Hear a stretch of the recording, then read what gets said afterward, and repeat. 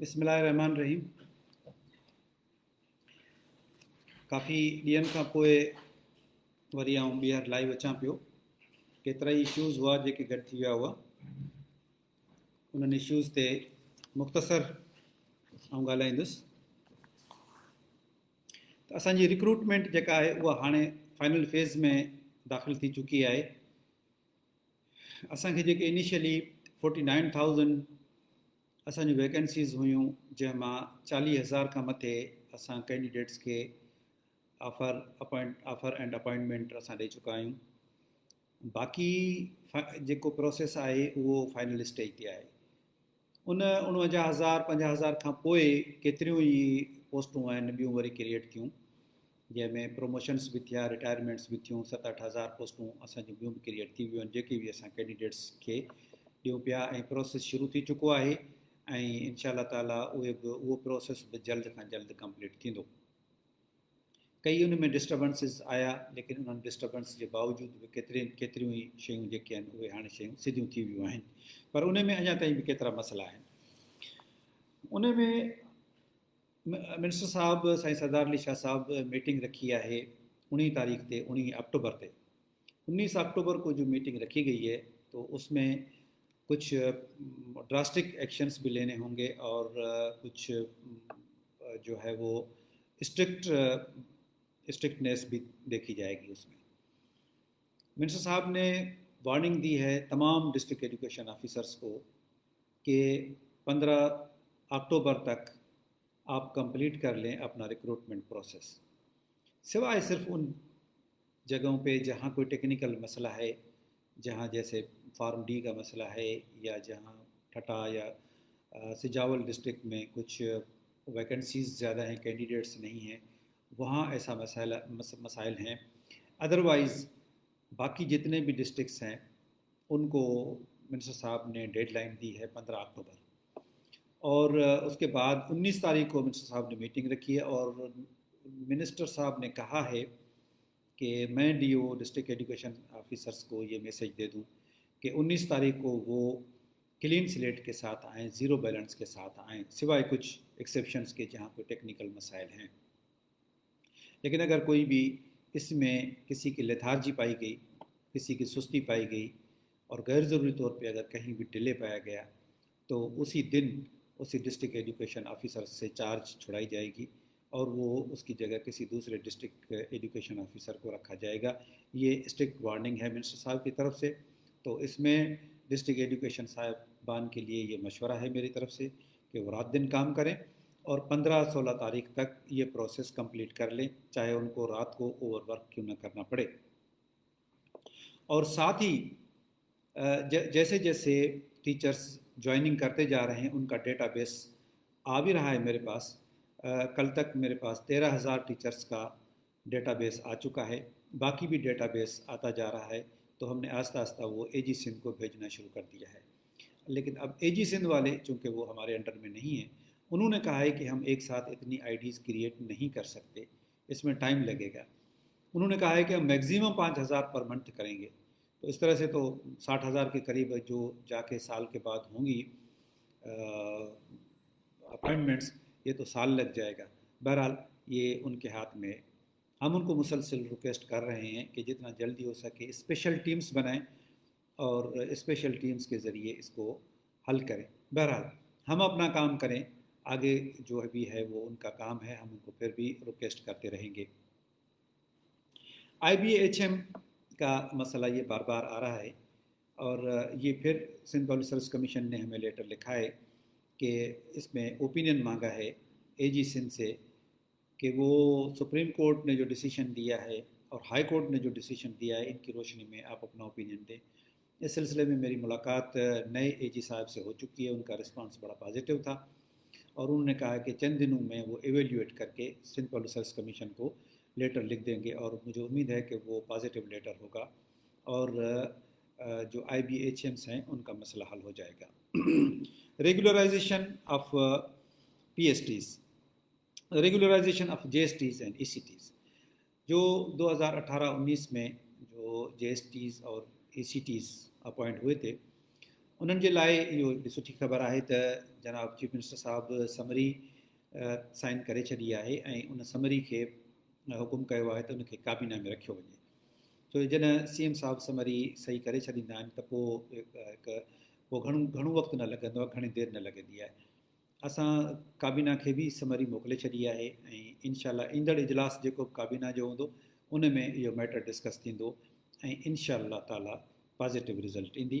तंहिंजे करे जेके IBHM आहिनि ऐं ECTs आहिनि उन्हनि जे लाइ उमेद अफ़ज़ा ख़बर आहे ऐं उमेद त उहे ऐं उन्हनि जो मसइलो हल थी वेंदो। असां पाण बि चाहियूं था त उन्हनि जो मसइलो हल थिए। They are talented boys and girls ऐं असां कॾहिं बि न चाहींदासीं त कंहिं बि सबब जे करे असां हुननि बाक़ी उन्हनि जा इशूज़ आहिनि, रेगुलराइज़ेशन बि आहे ऐं हुननि जी जेको सीनियरिटी जो इशू बि आहे जेको आउं पंहिंजी भरपूर कोशिशि कंदुसि त एज़ पर लॉ ऐं हिननि जी फेवर में आउं पंहिंजो केस रखां काबीना जे अॻियां ऐं पोइ ज़ाहिर आहे काबीना मालिक आहे। असांजो कमु आहे केस बहितर तरीक़े सां रखणु, काबीना उन ते फ़ैसिलो कंदी, काबीना खे फुल अख्तियार आहे। अपग्रेडेशन ऑफ PSTs जी अपग्रेडेशन जो प्रोसेस असां सॼी सिंध में शुरू करे छॾियो आहे। कुझु टेक्निकल इशूज़ विच में आया हुआ। फाइनेंस डिपार्टमेंट जो नुमाइंदो जेको इशू हो जंहिंमें उहो हिकिड़ो नुमाइंदो पूरे न पियो पइजी सघियो, उनखां पोइ असां वरी फाइनेंस डिपार्टमेंट खे रिक्वेस्ट कयो ऐं हुननि पंहिंजा नुमाइंदा असांजो जेको CMO आहे उनखे नुमाइंदो मुक़ररु कयो आहे ऐं इन जे करे असांजो कमु तमामु तेज़ी सां वधे पियो ऐं केतिरनि डिस्ट्रिक्ट्स जा रिज़ल्ट्स अचनि पिया। उन में हिकु अधु टेक्निकल ॿी शइ बि अची वई आहे जंहिंजे करे असां नोटिफिकेशन न पिया कढूं ऐं उहा इनशा ताला सुभाणे मुंहिंजी मीटिंग पंहिंजो चलगिरी साहिब सां एक्सपेक्टेड आहे ऐं उन ते उहे शयूं आहिनि, केतिरियूं शयूं अहिड़ियूं आहिनि जेके ओपनली नथियूं ॿुधाए सघजनि, उहे चलगिरी साहिब सां डिस्कस कंदासीं ऐं उनखां पोइ असां तइ कंदासीं त असांखे कहिड़े तरीक़े सां नोटिफिकेशन कढणो आहे ऐं इनशा उहो नोटिफिकेशन बि निकिरंदो। पर जेसिताईं नोटिफिकेशन निकिरे तेसि ताईं असांजो प्रोसेस जारी आहे स्क्रूटिनी जो ऐं डॉक्यूमेंटेशन जो। जिन जिन ज़िलनि में डॉक्यूमेंटेशन अञा पूरी न थी आहे उन्हनि जे DOs खे, उन्हनि जे DOs प्राइमरी खे ऐं उन्हनि जे ॿियनि ऑफिसर्स खे ऐं इवन उस्तादनि खे बि गुज़ारिश आहे त उहे पंहिंजी डॉक्यूमेंटेशन पूरी करे ACRs वग़ैरह या नो ड्यूज़ वग़ैरह सर्टिफिकेट्स वग़ैरह का एॾी वॾी ॻाल्हि कान्हे, उहे जल्दी सां कंप्लीट करे जमा कराइनि। जिन जमा करायो आहे त उनजो बि जल्दी इनशा थींदो। तंहिं करे हीउ कमु ईअं सम्झो त असांजो हाणे तकमील जे वेझो आहे। एतिरो जिते तव्हां सबुरु कयो आहे, तव्हां सुठो सबुरु कयो आहे, घणे वक़्त खां वठी तव्हांजी जदोजहद आहे ऐं तव्हां असां गॾिजी कमु कंदासीं। असां तव्हांजा मसइला हल करणु चाहियूं था ऐं इनशा ताला तव्हांजा मसइला हल थी वेंदा त तव्हां एजुकेशन जा मसइला हल कंदा ऐं ॿारनि जा मसइला हल कंदा ऐं जेके क्वालिटी एजुकेशन आहे उन ते तवजो ॾींदा। हिकिड़ो मसइलो अचे पियो जेको अॼु मूं डिस्ट्रिक्ट मिल्क ख़ासि वारनि जी मीटिंग कई हुई, उन में बि उहो मसइलो मूंखे नज़र आयो ऐं ॿियनि ज़िलनि में बि मसइलो उहो हले पियो। उहो इहो आहे त शहरनि में असांखे ॿुधण में आयो आहे त एक्सेसिव पोस्टिंग्स थियनि पियूं ऐं DO साहिबान कनि पिया ऐं रूरल में किथे किथे ईअं बि ॿुधण में आयो आहे त जेके बंदि पियल स्कूल आहिनि उहे बि न पिया खुलनि ऐं जिते शहर में जिते 5 उस्ताद वेठा आहिनि थिया 5 उते 4-2-3 उस्ताद ॿिया बि ॾेई छा छॾनि ऐं जिते हिकिड़ो उस्ताद वेठो आहे उते हिकिड़ो ॿियो बि उस्ताद नथा ॾियनि या बिल्कुलु उस्ताद ॾियनि ई नथा। ज़ाहिर आहे हर को माण्हू जेको आहे उहो चाहींदो त मूंखे पंहिंजे ॻोठ में नौकिरी मिले, इहो पॉसिबल बि कोन्हे। के शिकायतूं त जाइज़ आहिनि पर घणियूं शिकायतूं नाजाइज़ बि आहिनि। हर को चाहे थो त मूंखे मुंहिंजे ॻोठ में जॉब मिले या मेरे मोहल्ले में मुझे जॉब मिले, ये पॉसिबल नहीं है। हर ॻोठ में कीअं थो जॉब मिली सघे GST खे ऐं PST खे, पॉसिबल कोन्हे। तंहिंजे करे हीअ जॉब जेको आहे हाणे तहलका बेस्ड आहे, यूनियन काउंसिल बेस्ड न आहे, तहलका बेस्ड आहे। तहलके जे अंदरि जेकॾहिं तव्हांखे जॉब मिले थी त तव्हांखे अरहो न थियणु खपे ऐं तव्हांखे वञी उहो जॉइन करणु खपे। लेकिन इहे शिकायतूं आहिनि त उन्हनि उस्तादनि खे फेवरेटिज़म जे बुनियाद ते या कंहिं ॿी कंसिडरेशन जे बुनियाद ते शहरनि में या जिते अॻे ई घणा उस्ताद आहिनि उन्हनि खे उते रखियो वञे थो, ख़ुशूसन छोकिरियुनि खे। छोकिरियूं चवनि थियूं असांजा मसइला आहिनि, असां ॻोठ में कीअं वञूं, त बाबा हीअ नौकिरी आहे, तहलकी बेस ते नौकिरी आहे, तव्हां लिखी छॾियो आहे, असांखे लिखी ॾिनो आहे त तव्हांखे जिते बि पोस्टिंग मिलंदी तव्हां उते कंदा।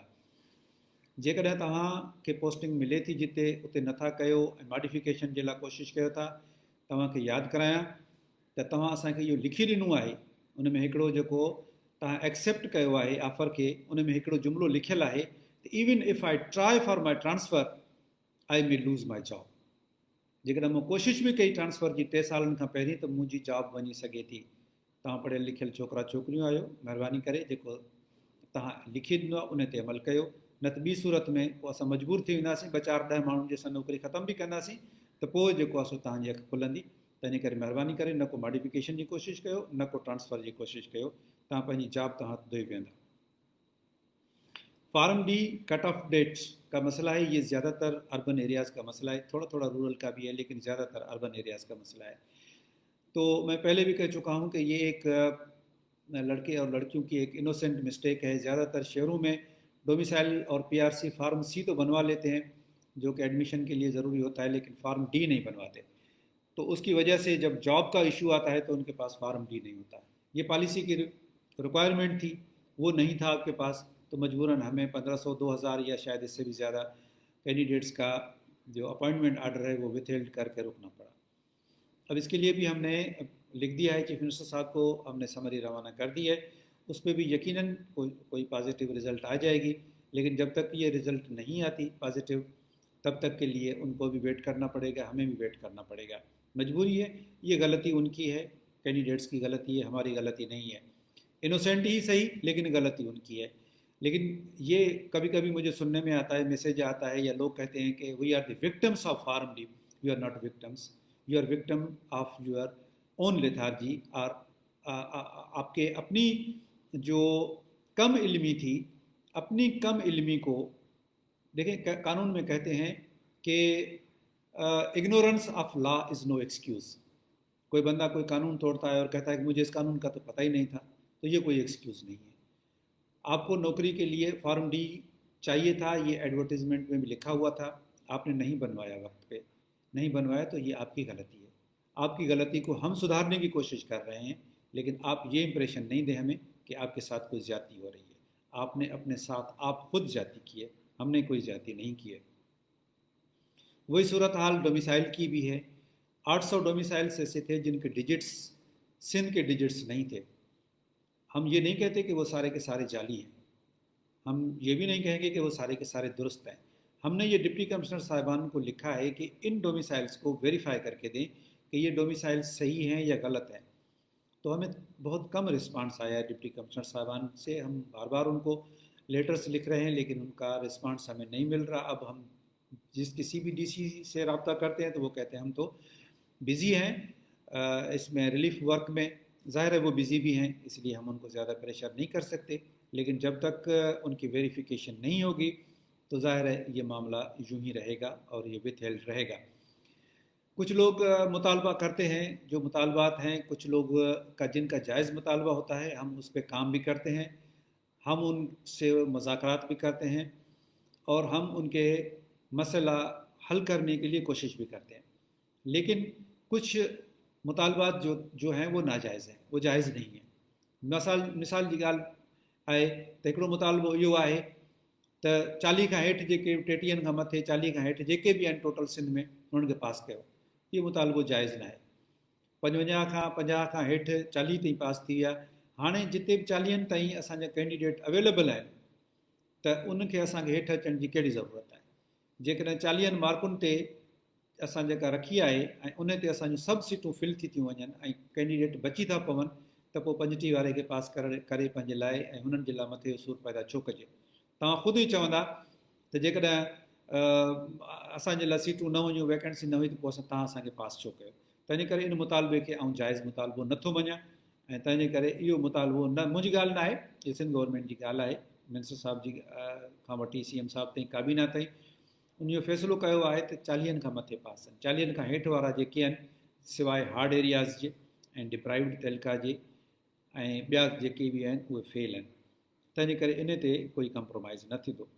इन खां अलावा बि ॿिया बि केतिरा इशूज़ आहिनि जेके नंढा वॾा इशूज़ आहिनि, उन्हनि ते वरी तव्हां सां ॻाल्हि ॿोल थींदी रहंदी। ही इम्पॉर्टेंट इशूज़ हुआ।